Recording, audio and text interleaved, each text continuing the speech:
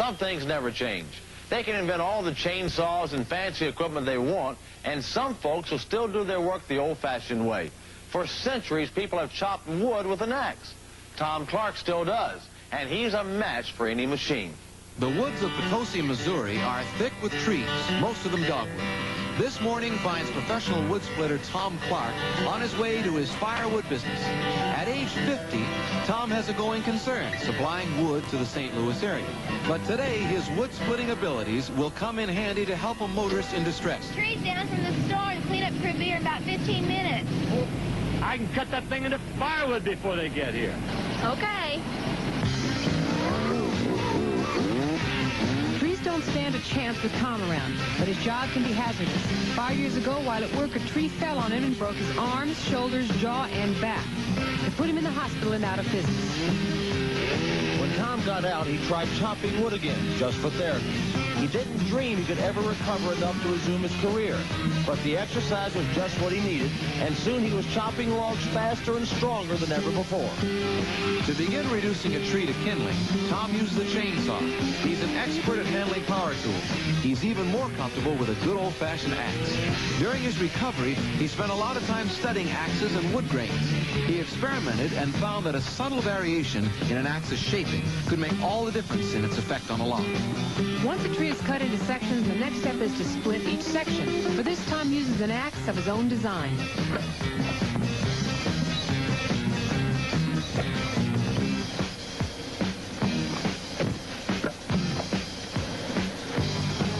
Bye. Continue to clean up, crew. Tell them to go on back home. Well, I've always been interested in the forest and in firewood. And as a boy, I cut wood, and then I got away from it. And then in 1972, I started a small firewood business. Tom's back still bothers him from his injury, but you'd never know it to watch him at work. The secret is in knowing where to strike the wood and in what angle. It led him to inventing an axe.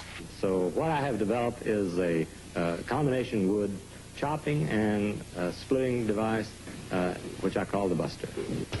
Tom likens what this tool does to a jeweler splitting a diamond. The secret isn't in the power, it's in finding the wood's weak spot and striking it just so.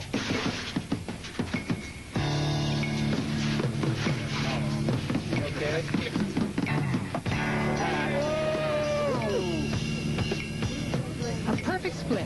2 pieces and neither one shattered into splinters. All of which brings us to today's contest, which pits man against machine. 2 equal piles of wood have been brought in to be split into fire kindling.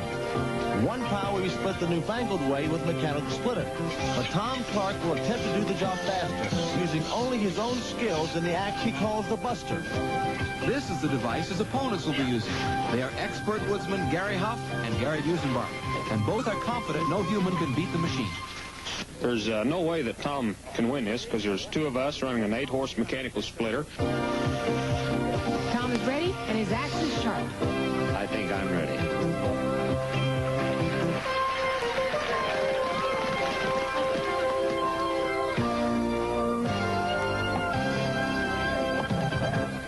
Start it off.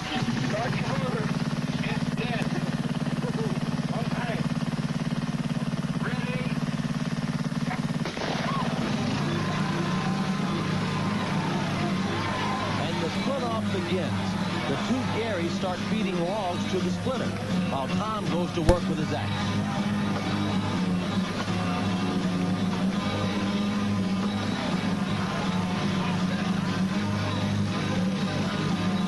The mechanical splitter consists of a motor-driven ram that pushes the log against a blade at the opposite end. The intense pressure of the ram causes the log to split lengthwise. And all the 2 Garys have to do is take the pieces off and either feed the larger chunks in again or insert a new log.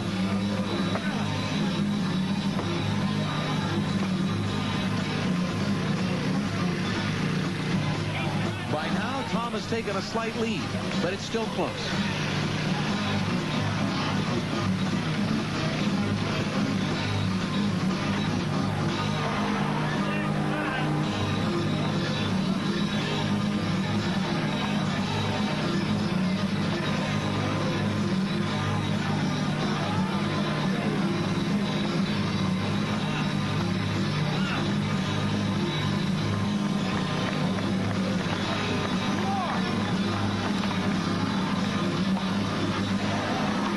down to his last few logs, but the mechanical splitter has fallen way behind.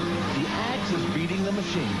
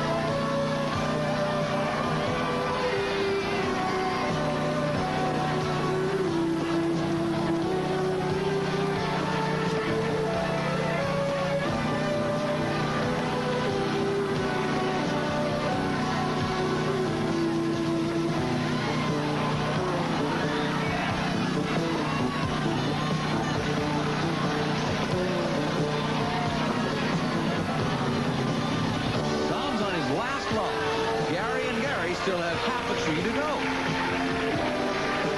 And he's won. Manpower has bested horsepower. An incredible task, all in a day's work for Tom Clark, wood splitter extraordinaire.